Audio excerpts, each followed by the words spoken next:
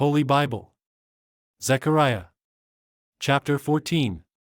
Zechariah. At his second coming, the Lord will fight for Israel, his feet will stand upon the Mount of Olives, he will be king over all the earth, plagues will destroy the wicked. Chapter 14. Behold, the day of the Lord cometh, and thy spoil shall be divided in the midst of thee.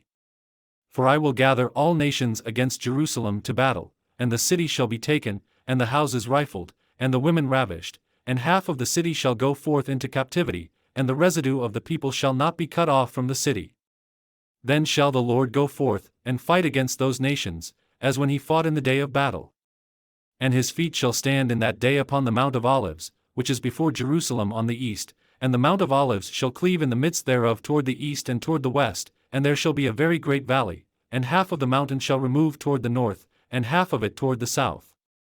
And ye shall flee to the valley of the mountains, for the valley of the mountains shall reach unto Azal, yea, ye shall flee, like as ye fled from before the earthquake in the days of Uzziah king of Judah, and the Lord my God shall come, and all the saints with thee.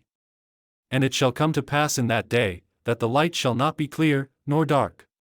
But it shall be one day which shall be known to the Lord, not day, nor night, but it shall come to pass, that at evening time it shall be light. And it shall be in that day, that living waters shall go out from Jerusalem, half of them toward the former sea, and half of them toward the hinder sea, in summer and in winter shall it be.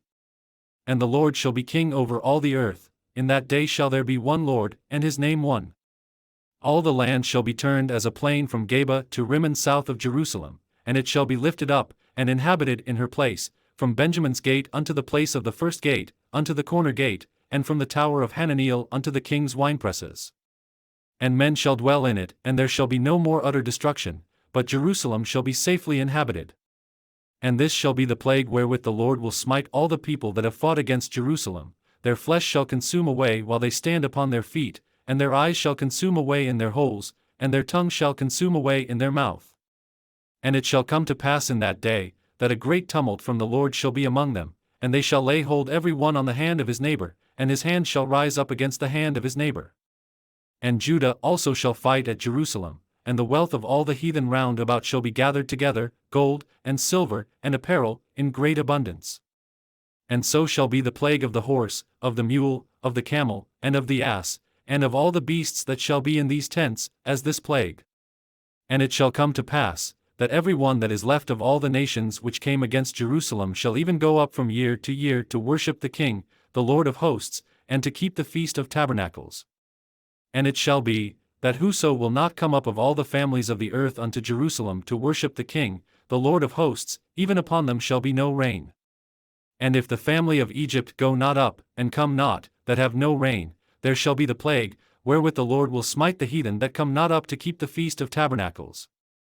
This shall be the punishment of Egypt, and the punishment of all nations that come not up to keep the Feast of Tabernacles. In that day shall there be upon the bells of the horses, holiness unto the Lord, and the pots in the Lord's house shall be like the bowls before the altar. Yea, every pot in Jerusalem and in Judah shall be holiness unto the Lord of hosts, and all they that sacrifice shall come and take of them, and seat therein, and in that day there shall be no more the Canaanite in the house of the Lord of hosts.